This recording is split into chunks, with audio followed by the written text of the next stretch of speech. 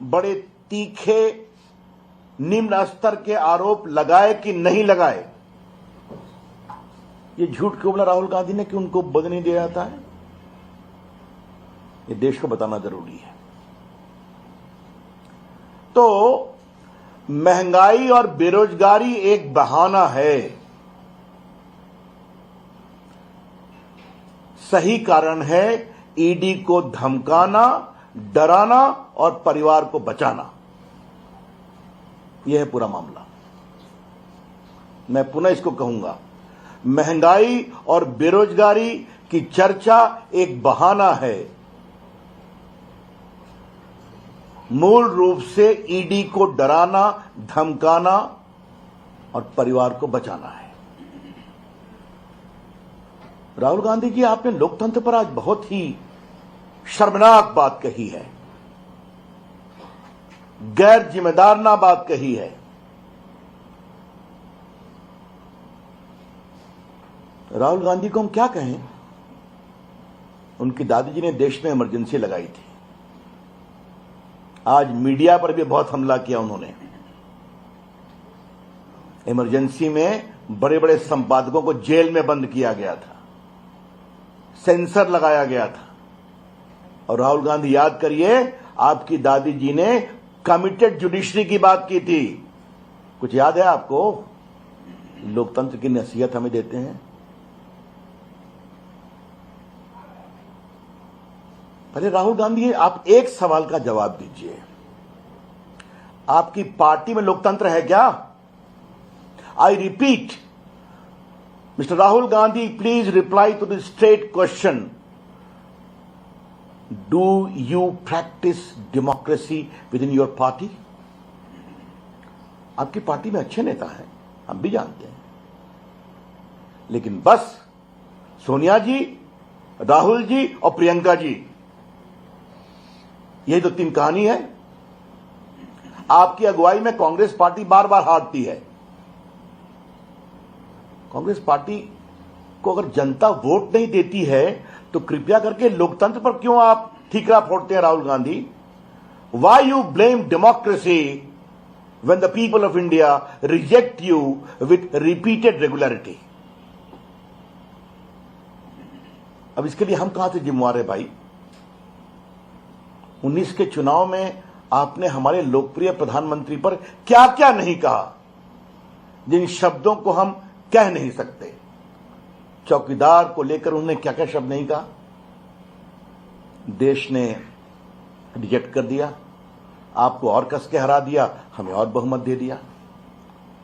आपकी बहन गई उत्तर प्रदेश में, लड़की हूं, लड़ सकती हूं का नारा लेकर के, तो जनता ने आपको एक सीट नहीं दिया। आप बंगाल गए, वहां आप साफ हो गए। तो राहुल जी, अगर आपकी बात जनता सुनती नहीं है तो आप हमें क्यों ब्लेम कर रहे हैं? ये खींच करना बंद करिए। सही सवाल यह है कि कांग्रेस का लोकतंत्र भ्रष्टाचार तंत्र था। Democracy under Congress party had become an epitome of corruption. आज नरेंद्र मोदी की अगुवाई में सत्ता के गलियारों में बिचौलियों के लिए दरवाजे बंद हैं। डिफेंस डील में कोई कट नहीं होती। तो कांग्रेस पार्टी और उनका जो पूरा तंत्र है, जो भ्रष्टाचार पर चलता रहा है, वो परेशान है। और उसकी व्यथा राहुल गांधी की बातचीत में दिखाई पड़ती है। राहुल गांधी ने कहा, मैं सत्य बोलता हूं। बहुत कस के कहा हूं मैं। तो राहुल गांधी, अगर आप इतना सत्य बोलते हैं तो एक बार देश को बता दीजिए, आप बेल पर क्यों हैं? I repeat, if Rahul Gandhi was proudly claiming that he speaks truth and only truth, and Mr. Rahul Gandhi, please tell the nation, why are you on bail? And in what offense are you on bail? आज देश को बताना जरूरी है, यह पूरा national Herald का मामला क्या है। यह पूरा केस हमारी सरकार के आने के पहले फाइल है और हमारी सरकार के आने के पहले इस पर मजिस्ट्रेट के यहां कंप्लेंट हुआ और कंप्लेंट होने के बाद उन्होंने कॉग्निजेंस लिया और कॉग्निजेंस लेकर करके क्या आरोप लगा, 420 धोखाधड़ी, 120B षड्यंत्र, बाकी भी लगे। And the court found that this appears to be a clear case of cheating and conspiracy to grab public property। आज मैं देश को बताना चाहता हूं क्योंकि राहुल गांधी झूठ बोले, इस सच्चाई को नहीं बताए कि क्यों बेल पर हैं।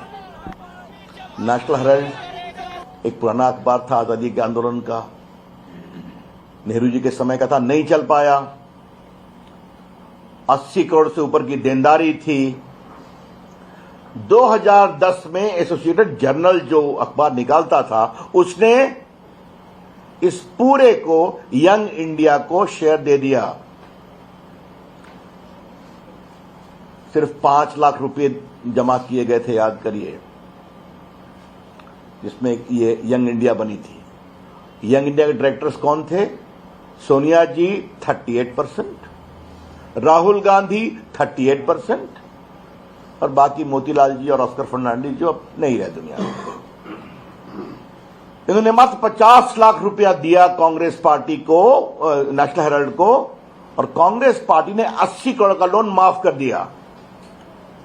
और 50 लाख रुपये भी मीडिया में चर्चा हवाला से आए। तो अर्थात मात्र 5 लाख रुपये लगाकर 5000 करोड़ की नेशनल हेराल्ड की संपत्ति दिल्ली में, मुंबई में, लखनऊ में, पटना में, मोहाली में सब इस फैमिली कंट्रोल ट्रस्ट में आ गई। यही तो कहानी है। क्या सच्चाई नहीं कि राहुल गांधी और सोनिया जी दिल्ली हाईकोर्ट में क्वेश्चनिंग के लिए गए, वहां रिजेक्ट हो गया, सुप्रीम कोर्ट गए, वहां रिजेक्ट हो गया, तो बेल लेना पड़ा। बाद में इनकम टैक्स की कार्रवाई हुई, उसमें भी वो हारे, ट्राइब्यूनल में गए, उसमें भी हारे, टैक्स लगा। तो राहुल गांधी जी, अगर कोर्ट आपको बेल नहीं देती है, अगर आपका कंप्लेन भ्रष्टाचार का क्वाश नहीं होता है, तो आप इंस्टीट्यूशन को ब्लेम करेंगे? क्या मतलब है इसका? भारत की न्यायपालिका आजाद है, भारत की जुडिशरी की चर्चा दुनिया में होती है, और आपने बार बार कहा ऑल इंस्टीट्यूशंस। इलेक्शन कमीशन देश का चुनाव कराता है, आज सब कुछ इलेक्ट्रॉनिक है, ईवीएम से है, आपको वोट नहीं मिलता, आप हार जाते हैं, तो आप इंस्टीट्यूशन को ब्लेम करेंगे। आप संसद चलने देते नहीं है सिर्फ अपने परिवार को बचाने के लिए, और आप इंस्टीट्यूशन को ब्लेम करेंगे। और मीडिया आपकी सच्चाई लिखे तो आप बिके हुए हैं, और प्रेस कॉन्फ्रेंस करके आप विदेश चले जाते हैं। तो if you are so much non serious about politics, then Rahul Gandhi, don't blame the institutions। आज मुझे राहुल गांधी से एक और बात कहनी है।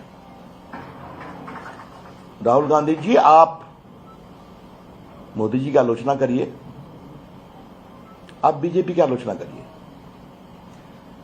लेकिन अब आप देश की आलोचना कर रहे हैं और अपने राजनीतिक स्वार्थ, भ्रष्टाचार से बचने के लिए अब आप पूरे देश की आलोचना कर रहे हैं, देश के संस्थानों की आलोचना कर रहे हैं। Mister Rahul Gandhi, stop demeaning the institutions of India to safeguard your own corruption and misdeeds. आप राहुल गांधी इंस्टीट्यूशन की बात करते हैं, आप मुझे ये बताइए, अभी कोविड हुआ था, पूरा देश एक था लड़ाई में, आपने कितना मजाक उड़ाया कोविड के खिलाफ लड़ाई का। देश के साइंटिस्ट ने वैक्सीन बनाया, ये वैक्सीन भारतीयों को भी मिली और दुनिया के 80 से अधिक देशों में गई, आपने उसका भी मजाक बनाया। देश को जगाने के लिए यह कहा गया कि हम लोग सब लोग बताएं वैक्सीन लें और अपनी फोटो अपलोड करें ताकि देश की जनता को प्रेरणा मिले। आपने और आपके नेताओं ने कभी किया क्या? यह है आपका संस्थाओं का सम्मान राहुल गांधी। और आपकी प्रेस कॉन्फ्रेंस बहुत रोचक दिन हुई है राहुल गांधी। एक बात मैं कहना चाहूंगा, आज है 5 अगस्त। आज के दिन धारा 370 समाप्त करने का ऐतिहासिक निर्णय हुआ था। आज जम्मू कश्मीर में तिरंगा लहरा रहा है, लोग जय जयकार कर रहे हैं, और आप तिरंगे का अपमान। और उनके साथ जो बैठे हुए थे माननीय मुख्यमंत्री जी, वो हिटलर को कोट कर रहे थे। हिटलर को कितना पढ़ा है याद करिए। अगर तानाशाही इस देश ने देखी है तो कांग्रेस के राज में देखी है। इमरजेंसी के समय जब जजेस सुपरसीड हुए, जब नेताओं को मीसा में बंद किया गया, जब लोकनायक जयप्रकाश ऐसे महान नेता किडनी खराब थी उनको भी जेल में बंद किया गया, संपादक गिरफ्तार हुए, कमिटेड जुडिशरी की बात की गई। तो राहुल गांधी कृपया करके ये सब ज्ञान न दें। एक बात हमें और कहनी है,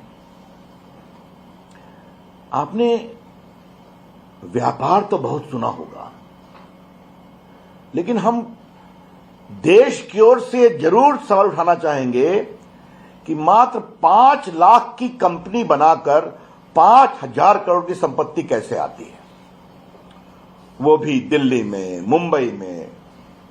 ये सब सरकारी जमीन पर बड़ी बड़ी बिल्डिंग बनी, आज सब उनके कंट्रोल में है।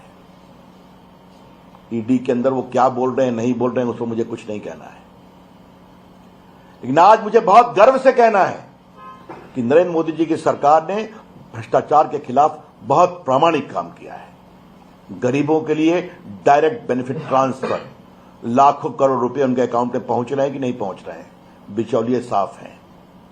सरकारी ठेके में, डिफेंस की खरीदगी में, आपूर्ति में बिचौलियों के रास्ते बंद हैं, और जितने बिचौलिए आ रहे हैं सबके संबंध कहां है ये बार बार सामने में आ रही है। तो राहुल गांधी क्या चाहते हैं? भ्रष्टाचार के खिलाफ ईमानदारी से कार्रवाई नहीं हो क्या? ये कार्रवाई कभी नहीं रुकेगी, ये देश अपेक्षा करता है। आज ये सच्चाई नहीं है कि हजारों करोड़ रुपए की संपत्ति ईडी ने जब्त की है? आप ही लोग तो लिखते हैं मीडिया में। क्या सच्चाई नहीं कलकत्ता में कितने करोड़ रुपए दिखाई पड़ रहे हैं फ्लैट पे, कितने गहने दिखाई पड़ रहे हैं, रांची में दिखाई पड़ रहे हैं, मुंबई में बड़े बड़े नेता जेलों में बंद हैं, बेल नहीं मिलती उनको। ये हैं बड़े सवाल। आज ये देश नरेंद्र मोदी की अगुवाई में ईमानदारी से काम कर रहा है और भ्रष्टाचार के खिलाफ जबरदस्त प्रहार हो रहा है। हाँ, इस प्रहार से कांग्रेस पार्टी को परेशानी होती है, हम समझते हैं, लेकिन राहुल जी उस परेशानी का हम कुछ नहीं कर सकते।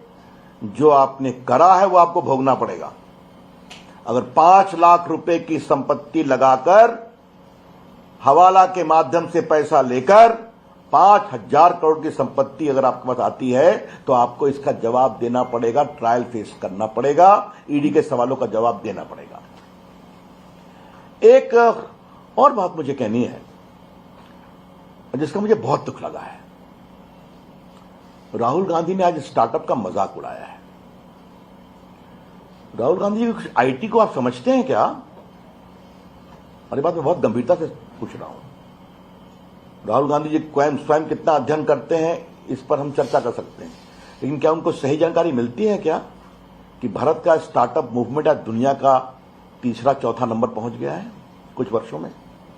राहुल गांधी आपको पता है क्या कि भारत के स्टार्टअप मूवमेंट में 100 स्टार्टअप यूनिकॉर्न हो गए हैं? ये नौजवान बच्चे हैं। राहुल गांधी, यूनिकॉर्न का मतलब आप समझते हैं? यूनिकॉर्न का मतलब होता है $1 बिलियन रेवेन्यू, 7,000 करोड़। और ये 25-30 साल के बच्चे नरेंद्र मोदी की अगुवाई में प्रोत्साहन से आज दुनिया में भारत का परचम लहरा रहे हैं। राहुल गांधी जी, आपको पता है कि आज दुनिया की तमाम आईटी कंपनियों के सीईओ भारतीय हैं, अधिकांश के? राहुल गांधी जी, आपको पता है कि आज इंडियन आईटी इंडस्ट्री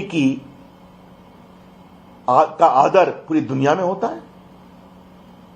आज आपको पता है कि किस तरह से digital India, digital payment, direct benefit transfer, Covid के समय जिस तरह से 200 करोड़ लोगों को वैक्सीन दी गई और उसकी पूरी सूचना मोबाइल पर अवेलेबल थी डिजिटल माध्यम से, ये कुछ जानने की कोशिश की है आपने और आपने स्टार्टअप पर मजाक कर दिया। ये बहुत दुर्भाग्यपूर्ण है और इसकी मैं भर्त्सना करता हूं। बेरोजगारी की दिशा में भी बहुत काम हो रहे हैं। सड़कें बनती हैं तो नौकरी मिलती है कि नहीं? अगर हर गांव में बिजली जाती है तो नौकरी मिलती है कि नहीं?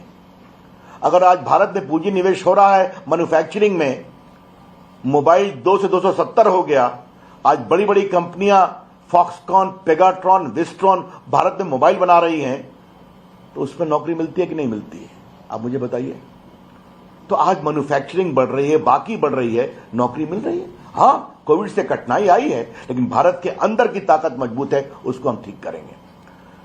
तो आज का राहुल गांधी का पूरा प्रेस कॉन्फ्रेंस, और एक रोचक बात मैं कहूंगा, इसमें भी प्रेस को वो अकेले हैंडल करने की हिम्मत नहीं दिखा सके। एक मुख्यमंत्री जो उनसे पहले बोलने लगे, अभी उनका अंदरूनी विषय है। हम लोग का एक सिस्टम है कि जिसकी प्रेस होती है वो सबसे पहले बोलते हैं। एक बात जयराम रमेश ने हमारे प्रधानमंत्री पर कही कि वो प्रेस नहीं करते, राहुल गांधी प्रेस करते हैं। मिस्टर जयराम रमेश, हमारे प्रधानमंत्री देश से बात करते हैं।